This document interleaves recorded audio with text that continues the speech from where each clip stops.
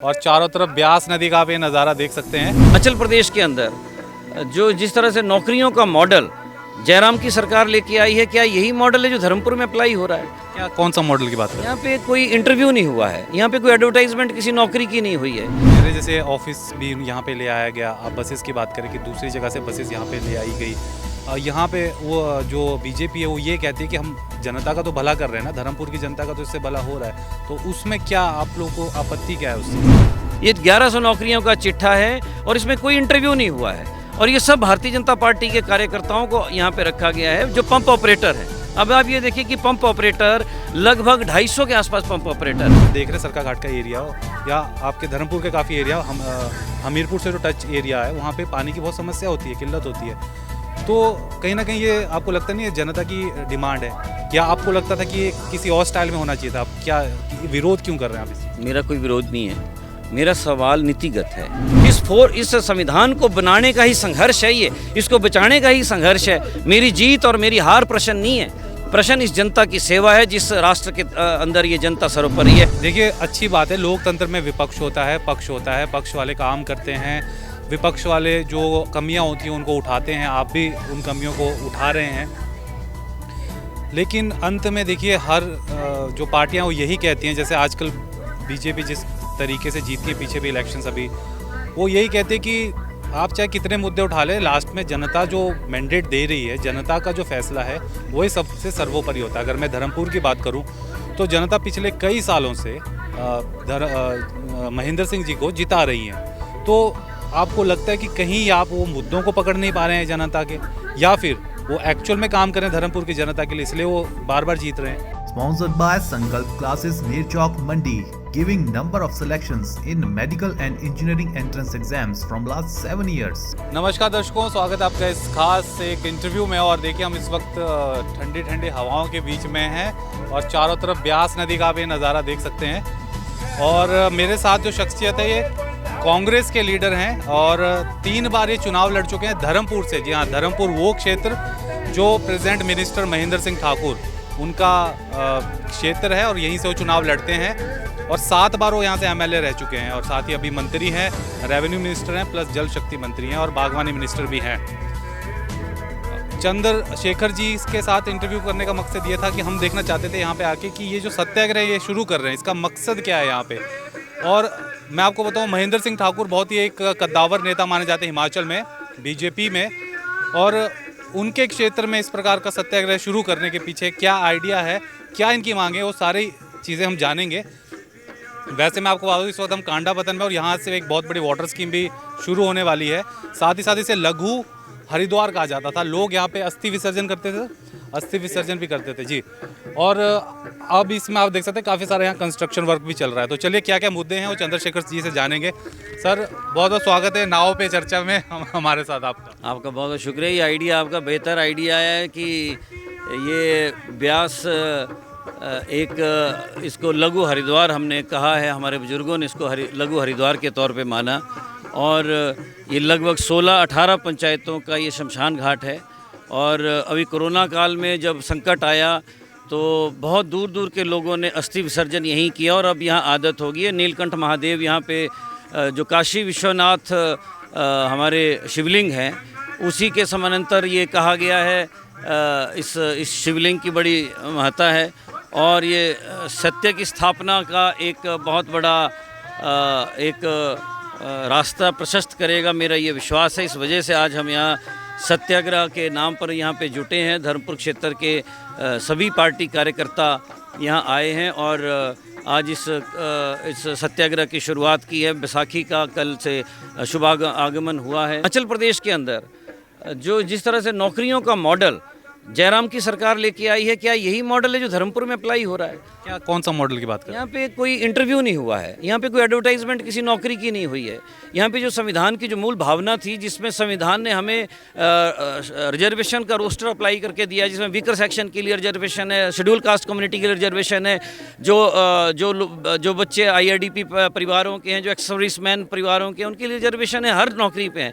लेकिन यहाँ पे ये कुछ भी नहीं हुआ है। यहाँ पे बैकडोर से सारी नौकरियाँ बांटी गई और लगभग 1100 नौकरियों का चिट्ठा ये मेरे पास है इस वक्त में। ये 1100 नौकरियों का चिट्ठा है और इसमें कोई इंटरव्यू नहीं हुआ है, और ये सब भारतीय जनता पार्टी के कार्यकर्ताओं को यहाँ पे रखा गया है जो पंप ऑपरेटर हैं। अब आप ये देखिए कि पंप ऑपरेटर लगभग 250 के आसपास पंप ऑपरेटर हैं। 250 पंप ऑपरेटर हिमाचल प्रदेश में नहीं है इस वक्त में, ये यहीं पे लगा दिए गए हैं। इतने लगभग 150-200 के आसपास फिटर हैं और 550 लोग पानी छोड़ने के लिए रख दिए गए हैं। तो आप अंदाज़ा लगाएं। और यहाँ पे नहीं है, ये कुल्लू, मंडी, सिरमौर, शिमला, कांगड़ा, चंबा, हमीरपुर, जितने भी जिला हैं उनके जहाँ जहाँ भी डिवीज़न होंगे वहाँ पे निश्चित तौर पे यहाँ से भारतीय जनता पार्टी के कार्यकर्ताओं को वहाँ पे ले जाया गया है और वहाँ पे रख दिए गए हैं।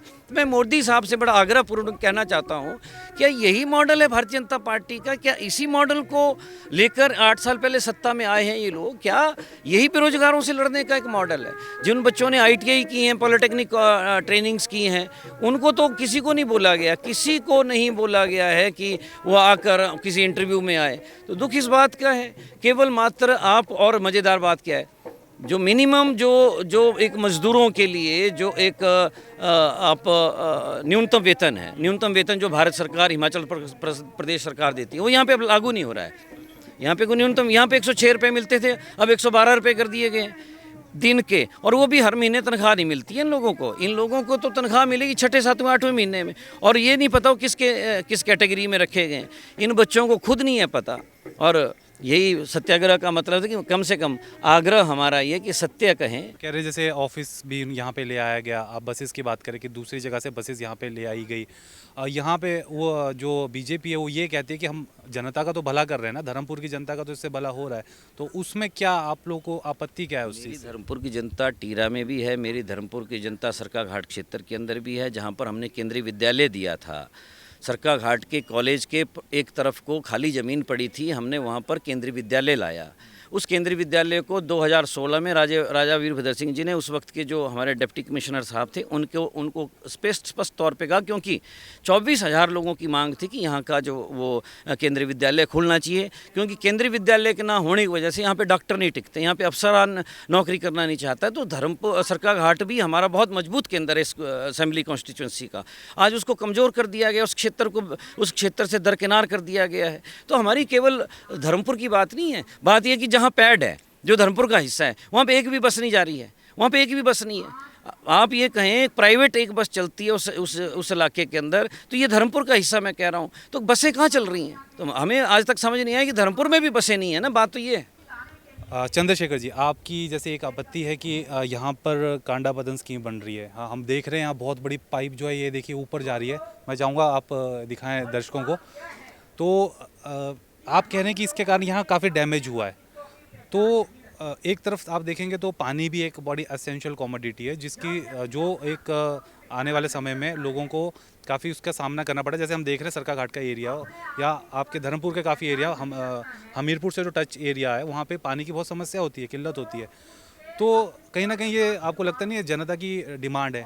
क्या आपको लगता था कि ये किसी और स्टाइल में होना चाहिए था? आप क्या विरोध क्यों कर रहे हैं आप इस चीज़? मेरा कोई विरोध नहीं है, मेरा सवाल नीतिगत है। सवाल आज ये है, ये जो पाइप आपको दिख रही है, इतने बड़े डाये की पाइप है, इतनी बड़ी पाइप के साथ अगर ये ग्रेविटी में ऊपर से नीचे की तरफ को आ जाए उल्टे में ये पानी, तो ये बिजली जनरेट कर दे। महेंद्र सिंह जी को 32 वर्ष हो गए, अभी तक ये 4 सालों में एक स्कीम भी शुरू नहीं कर पाए, केवल टैंक, पंप हाउस और पाइप लेइंग का काम कर पाए हैं। क्यों? क्योंकि इनको मालूम नहीं था कि इतनी बड़ी स्कीमें लाती बार आपके पास पावर होनी चाहिए थी। We are short with power in Dharampur constituency. ये बात हम 2007-2009 में समझ चुके थे। हमने इसलिए 2013 में 132 kV बिजली का प्रबंधन किया, क्योंकि 132 kV बिजली लाए बिना हम इस क्षेत्र की पावर की जो संकट है उसको ख़त्म नहीं कर सकते। बिना पावर के आप पानी नहीं ले जा सकते हो। अभी तक एक बूंद भी पानी की इस नदी से नहीं उठी है पिछले 4 वर्षों के अंदर, और लगभग 700 करोड़ रुपए यहाँ पे पंप हो चुका है, डाला जा चुका है। 700 करोड़ रुपया, 700 करोड़ रुपए डालने के बाद भी पानी की बूंद ना गई हो, तो उसके पीछे समझ लें कि विज़न की कमी थी, सोच की कमी थी। और इतनी बड़ी स्कीमें लाने से पहले पावर की व्यवस्था करते, और मुझे नहीं लग रहा है आने वाले 1.5-2 सालों तक 132 kV जब तक नहीं आएगा ये पंप, ये मशीनें काम नहीं करेंगी। ये जुगाड़ की 4 बार केवल एक मंत्री 4 बार दौरा कर चुके हैं, सुखराम चौधरी जी, पावर मंत्री जो हिमाचल प्रदेश के हैं, वो धर्मपुर आ रहे हैं पिछले 1 साल में 4 बार आ गए। क्या जरूरत पड़ रही है उनको कि वो पावर लाना चाहते हैं? मंत्री जी के आने से पावर नहीं आएगी। वो तकनीक का विषय था जिसको बहुत पहले महेंद्र सिंह जी को एड्रेस करना था। ये वैसा ही है जैसे आजकल ये हॉर्टिकल्चर में मंत्री होते हुए यहाँ पे बगीचे लगवा रहे हैं। ये काम 32 वर्ष पहले हो जाता, नींबू 32 वर्ष पहले लगवा देते आप। विधायक तो आप ही थे, तो नींबू लगवाने के लिए क्या 32 वर्ष का इंतजार करना पड़ता? क्या हॉर्टिकल्चर मंत्री बनकर ही बगीचे लगते? लेकिन मंत्री जी को समझ बड़ी लेट आती है, 30-30 वर्ष लगते हैं इनको समझ में आने के लिए। काम तो यही कर रहे हैं क्योंकि जीते हुए तो यही है, लेकिन जो डिलीवर करना था इनको वो ये डिलीवर नहीं करते, और ये डिलीवर कुछ और कर रहे हैं। ये कमीशनों का जाड़ा है, ये मक्कड़ जाड़ा जो है, जो ओपन पाइपें बिछी हैं। आप पता नहीं आपको याद है कि नहीं, 2016 में इनकी और इनकी बेटी गवर्नर के पास चलेगी कांग्रेस के राज में, तब ये कहा कि जी 4 किलोमीटर लेइंग जो हुई है पाइप की ओपन हुई है। मंत्री जी, आज तो आप जिस भी इस इलाके के अंदर जहाँ भी जाओगे आपको पाइपें ही पाइपें ओपन दिखेंगी, और जो आपने अप्रूव किए होंगे टेंडर में वो ये नीचे दबाई गई होंगी वो कागजों पे। लेकिन कंपनियों ने आपकी बात थोड़ा ना सुनी है, कंपनियों का तो सेटिंग है। आप कवर कर लो। आप, मैं कह रहा हूँ कैमरामैन को कहो कवर करो चारों तरफ को आपको पाइप ही पाइप दिखेंगी, केवल यहाँ नहीं दिखेंगी, पूरी के पूरे हलके के अंदर आपको पाइपें ही पाइपें नजर आएंगी। अगर ये पाइपें इस कॉन्स्टिट्यूंसी के अंदर इस तरह से और पिछले 60 सालों में अगर ऐसी पाइपें बिछती तो मुझे लगता है कि इस तरह से क्या जगह बचती है आपके पास? कितनी पाइपें आज तक बिछ चुकी हैं, सारी पाइपें अंडरग्राउंड के अंदर हैं। तो ये जो पाइपों कह रहे हैं सिर्फ इंफ्रास्ट्रक्चर बिछाया जा रहा है, लेकिन काम नहीं हो रहा, ये आप कहना चाहते हैं? जुगाड़ है, सारा का सारा जुगाड़ जो है वो उस वजह से, जिसको बच्चा जानता है कि क्यों किया जा रहा है। और हिमाचल प्रदेश के अंदर जो सूखा है, जो जल जीवन मिशन है, उसकी जो स्पिरिट थी, जिस स्पिरिट से ये जल जीवन मिशन लाया गया था, नलके तो यहाँ पे पहले ही लगे हुए हैं। प्रधानमंत्री मोदी ने भी तारीफ की है जल जीवन मिशन की। हाँ, कि ये उन्हीं की स्कीम, उन्हीं की लाई हुई है। ये तो उस नल, वहाँ उस घर के लिए जल चाहिए था, उस घर के लिए नल चाहिए था जहाँ पे नल नहीं था। कागजों पे अभी जब कांग्रेस की सरकार आएगी, इंक्वायरी होगी, तो मुझे नहीं लगता कि नए नलके लगे होंगे। हाँ, स्कीमें नहीं डाल दी गई हैं, पैसा डाल दिया गया है कि यहाँ पे पानी की स्कीमों के लिए, लेकिन अभी तक उस जगह के लिए इस कॉन्स्टिट्यूंसी के अंदर पानी की ना गुणवत्ता बढ़ी, ना उसमें रचनात्मक कोई बदलाव आया है, ना गुणात्मक कोई बदलाव आया है, ना उसके वॉल्यूमेट्रिक कोई बदलाव आया है। पानी तो वही चौथे 5वें दिन आ रहा है। तो ये स्कीम का तो कोई मकसद है नहीं, ये तो कोई और मकसद से लाया गया कार्यक्रम है। एक आपका जो पैम्पलेट पढ़ा था, आपने लिखा है कि मनरेगा में लगने वाले ऑनलाइन हाजिरी के आदेश को तुरंत वापस लें। आजकल तो सारा ज़माना डिजिटल हो रहा है सर, तो आप क्यों ये तो अच्छी बात है अगर ऑनलाइन हाजिरी लग रही है। अब सरकार का एक आदेश और आ गया कि जी ऑनलाइन हाजिरी लगेगी। मुझे बताओ, इस दुर्गम क्षेत्र के अंदर जहाँ पे इस वक्त में जो लोग दूर दराज में मनरेगा के मस्ट्रॉल में जाके काम कर रहे हैं, आप 500 रुपये दे रहे हो एक क्या कहते हैं वार्ड मेंबर को, और 4 पंचायतों के अंदर एक टीए है, टीए मीन टेक्निकल असिस्टेंट, जो कि मनरेगा को ऑनलाइन हाजिरी में कन्वर्ट करता है। आपके पास स्टाफ नहीं है, आप अपने वार्ड मेंबर्स के ऊपर डिपेंड हैं। जो वार्ड मेंबर हो सकता है उसके पास मोबाइल फ़ोन, स्मार्टफोन है कि नहीं है, वो किस दुर्गम क्षेत्र के अंदर काम कर रहा है, 3 बार आप हाजिरी मांग रहे हो, ये इम्पॉसिबल है। ये तो वो हो गया कि आप मनरेगा के लेबर को वही कर रहे हो जो कि आप एक सेक्रेटरीट के अंदर आपसे शुरुआत तो हुई नहीं, आपसे डायरेक्टरेट के अंदर शुरुआत उस डिजिटल हाजिरी वाली तो हुई नहीं, आपके पास दफ्तरों में अभी तक वो चीज़ें हुई नहीं। और ये कौन से आपके पास ऐसी लेबर है जिसको आपने बड़ा भारी पैसा 205 रुपये की दिहाड़ी के ऊपर आप बोल रहे हो कि ऑनलाइन हाजिरी लोगे आप गरीब माताओं बहनों बुजुर्गों की। हम ऑनलाइन हाजिरी का विरोध नहीं कर रहे हैं, हम जो तत्कालीन परिस्थितियाँ उसका आकलन करते हुए देख रहे हैं कि ये संभव नहीं है। अभी ये ज़रूरी नहीं थी, ये कहना चाहते हैं आप जी। देखिए, अच्छी बात है, लोकतंत्र में विपक्ष होता है, पक्ष होता है, पक्ष वाले काम करते हैं, विपक्ष वाले जो कमियां होती हैं उनको उठाते हैं, आप भी उन कमियों को उठा रहे हैं। लेकिन अंत में देखिए, हर जो पार्टियां वो यही कहती हैं, जैसे आजकल बीजेपी जिस तरीके से जीती है, पीछे भी इलेक्शंस अभी, वो यही कहते हैं कि आप चाहे कितने मुद्दे उठा लें, लास्ट में जनता जो मैंडेट दे रही है, जनता का जो फैसला है वही सबसे सर्वोपरि होता है। अगर मैं धर्मपुर की बात करूं तो जनता पिछले कई सालों से महेंद्र सिंह जी को जिता रही है। तो आपको लगता है कि कहीं आप वो मुद्दों को पकड़ नहीं पा रहे हैं जनता के, या फिर वो एक्चुअल में काम करें धर्मपुर की जनता के लिए, इसलिए वो बार बार जीत रहे हैं? देखिए, मेरी शुभकामनाएं हैं उनको, क्योंकि बड़े लंबे समय से उनको इस क्षेत्र के जनता ने सरमाथे पे बिठाया है, और अगर वो जनता के सचमुच ही कार्य करते तो ऐसे असंख्य कार्य करने के लिए हम सक्षम नहीं हो पाते।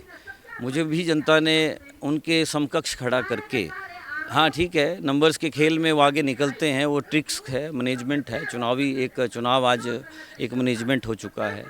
और कहीं ना कहीं कांग्रेस पार्टी अखिल भारतीय पैमाने पर जिस मैनेजमेंट के साथ, जिस खूबसूरती के साथ भारतीय जनता पार्टी कार्य कर रही है, जिन पूंजीपतियों के आड़ में भारतीय जनता पार्टी ने अपने आप को विकसित किया है, जिस विचारधारा के साथ वो जनता के बीच में द्वेष पैदा कर रहे हैं, जिस विचारधारा के साथ वो भाई को भाई से लड़वा रहे हैं, जिस मूल भावना जिससे राष्ट्र बनता है, जिससे फेडरल स्ट्रक्चर बनता है, जिससे संघीय ढांचा बनता है, जिससे लोकतंत्र में जनता की आस्था और प्रगाढ़ होती है, उन सब कार्यों के विपरीत कार्य हो रहा है। इस वक्त में जिन एजेंडों के ऊपर भारतीय जनता पार्टी काम कर रही है, वो एजेंडे जनता के नहीं हैं। महंगाई जनता का एजेंडा नहीं है, लेकिन तेल बिक रहा है महंगा, सरिया महंगा बिक रहा है, सीमेंट महंगा बिक रहा है। इस वक्त में किराए बढ़ चुके हैं, बसों के किराए बढ़ चुके हैं, डीजल और पेट्रोल रोज़ बढ़ रहा है, छात्रों की फीसें बढ़ चुकी हैं, किसानों का बीज खाद दोनों बढ़ चुका है, इंफ्रास्ट्रक्चर लोगों को बनाना सचमुच आज अपने घर के लिए मुश्किल हो रहा है। तो और कोरोना ने और इस संकट को गहरा किया है। जनता अभी भी बड़े सब्र के साथ जो है वो देख रही है, इस भारतीय जनता पार्टी की सरकार को देख रही है। लेकिन मेरा अपना विश्वास ऐसा है कि जनता हार भी रही है, जनता जीत भी रही है। कांग्रेस तो केवल एक नाम है, जनता आज की तारीख में त्रस्त है। और हम एज कांग्रेसमैन जब तक अंतिम सांस है, ये महेंद्र सिंह जी का प्रश्न नहीं है, ये भारतीय जनता पार्टी का प्रश्न नहीं है, ये उस मूल भावना का प्रश्न है जो कि हमारे नेतृत्व ने जो 125 सालों की जो कांग्रेस के इतिहास में जो हमने सीखा, जो मुक्ति आंदोलन हमने लड़ा था, उस आंदोलन की जो मूल भावना थी। आज पाकिस्तान एक धर्म के नाम पर बना हुआ राष्ट्र है, उसमें 5 साल कोई प्रधानमंत्री स्थायी नहीं रह पाता है। लेकिन यहाँ की खूबसूरती है कि एक आम आदमी भी हिंदुस्तान का प्रधानमंत्री हो जाता है। लाल बहादुर शास्त्री कौन से बड़े आदमी थे, चंद्रशेखर कौन से बड़े आदमी थे, इंद्र गुजराल जी कौन से बड़े आदमी थे, नरेंद्र मोदी जी कौन से बड़े आदमी थे, डॉक्टर मनमोहन सिंह एक बड़े साधारण परिवार के आदमी जो 10 साल हिंदुस्तान की सत्ता में रहे। तो इस संविधान ने हमें ये सब कुछ दिया है। तो सर्वोपरि तो संविधान है, सर्वोपरि राष्ट्र है। पार्टियां कुछ समय के लिए आगे आती हैं, कुछ समय के लिए पीछे चली जाती हैं। कांग्रेस की भी एक शानदार विरासत है, कांग्रेस की भी एक शानदार परंपरा रही है। और इस मुल्क को जो बीमारियों से, जो गरीबी से, जो भुखमरी से, जो बिना ज़मीन के जो हमारा दलित वर्ग था, जो हमारा जो ये था, और जो जहाँ संघीय ढांचा नहीं था, जहाँ J&K से कन्याकुमारी का नारा नहीं दिया जाता था, ये सारी चीज़ें जहाँ हुई हैं, वो मुल्क जहाँ पर हर धर्म को, हर जाति को पनपने का मौका मिलता है, हर धर्म को प्रीच करने का, हर धर्म को मानने का मौका मिलता है, ऐसी खूबसूरती हिंदुस्तान के संविधान में है। और ये संविधान हमारे फोर फादर्स ने बनाया, इसलिए इस संविधान को बनाने का ही संघर्ष है, ये इसको बचाने का ही संघर्ष है। मेरी जीत और मेरी हार प्रश्न नहीं है, प्रश्न इस जनता की सेवा है, जिस राष्ट्र के अंदर ये जनता सर्वोपरि है। और संविधान में हमारा यही कहता है। इस बार भी सर मूड में है लड़ने के? निश्चित तौर पर। लास्ट सवाल है चंद्रशेखर जी, अगर पॉइंट वाइज गिनाने हो, कौन से मुद्दे जिन पे आप घेरने का कोशिश करेंगे प्रेजेंट MLA के, यहाँ के मंत्री साहब को? जिस तरह से IPH के अंदर ये महाघोटाला है, ये महाघोटाला मैं इसको कहूँगा, घोटाला इसलिए कहूँगा कि 1500 नौजवानों के भविष्य को, एक आदमी के भविष्य को लेकर भी अगर संकट पैदा हो जाए तो कानून अपना स्थान लेता है। यहाँ तो IPH वाली बात होगी जी, आप पॉइंट वाइज गिना दें आप। एक ये है, और जो इस यहाँ की जो पॉलिटेक्निक कॉलेज जो राजा वीरभद्र सिंह जी ने 2017 में जो girls polytechnic college Himachal Pradesh का तीसरा कॉलेज था, ये जो सजाव पिपलू क्षेत्र के लिए दिया था, इसको अन्यंतर खोल दिया गया। सबसे बड़ा केंद्रीय मुद्दा है वो ये कि धर्मपुर के लोगों की जो हमारा प्राइड है वो वापस आना चाहिए। वो तभी वापस आ पाएगा जब तक हमारा जो नॉन रेजिडेंट धर्मपुरियन है, चाहे वो मंडी में है, जो चंडीगढ़ में, चाहे दिल्ली में है, चाहे वो फगवाड़ा में है, चाहे वो जलंधर में है, चाहे लुधियाना में है, चाहे पालमपुर है, चाहे वो धर्मशाला है, चाहे अमृतसर है, चाहे मनाली है, चाहे सरका घाट है, चाहे वो किसी करसोग में, चाहे किसी भी जगह पे रह रहा है, वो मजबूर हुआ है पलायन के लिए, क्योंकि यहाँ पर मूलभूत सुविधाओं की कमी रही और आज तक वो कमी बरकरार है। न अच्छी शिक्षा है, न अच्छा स्वास्थ्य है, और ना ही अच्छा इंफ्रास्ट्रक्चर है। यही वजह, और विज़न की कमी है। यहाँ पर कोई विज़न नेतृत्व के पास नहीं है। यही मुद्दा है हमारा चुनाव लड़ने का। मतलब कि मोटा चंद्रशेखर जी 3 जो मुख्य मुद्दे हैं उस पर घेरना चाहते हैं। पहला होगा हेल्थ, दूसरा हो गया एजुकेशन, और तीसरा जो है वो है एम्प्लॉयमेंट, कि यहाँ से पलायन क्यों हो रहा है। ये थे कांग्रेस पार्टी के धर्मपुर से कद्दावर नेता चंद्रशेखर जी, जो आज से एक सत्याग्रह शुरू किया इन्होंने, और आने वाले चुनावों को मद्देनज़र रखते हुए जो प्रेजेंट एमएलए हैं यहाँ से महेंद्र सिंह ठाकुर और मंत्री भी हैं, उनको घेरने का प्रयास करेंगे। आगे देखेंगे हम कि और क्या क्या अनफोल्ड होता है ये पूरे राजनीतिक परिदृश्य में धर्मपुर के। फिलहाल हम लोग बहुत ही, एक बार फिर बता दूं, कांडा पतन में बैठे हैं। लघु हरिद्वार से कहा जाता था, और बोट चला रहे। भाई आपका क्या नाम है? संजय भारद्वाज हैं, हम बोट चला रहे हैं, और बड़ा अच्छा इन्होंने घुमाया हमें।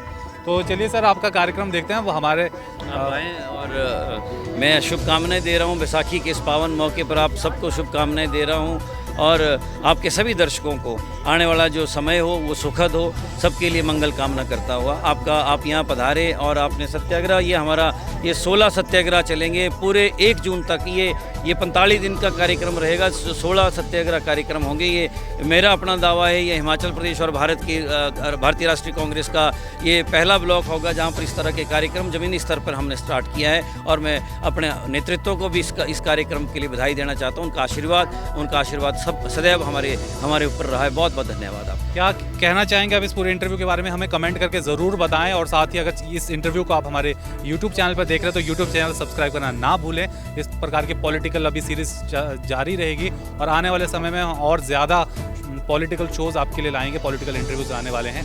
अगर आप फेसबुक पे इस इंटरव्यू को देख रहे हैं तो हमारा पेज को फॉलो या लाइक करना ना भूलें। बहुत बहुत शुक्रिया इस रिपोर्ट को देखने के लिए, और हमसे जुड़ने के लिए सर आपका बहुत बहुत शुक्रिया। फेसबुक पर पोल स्टार हिमाचल का पेज लाइक करें और यूट्यूब पर हमारा चैनल सब्सक्राइब करना ना भूलें।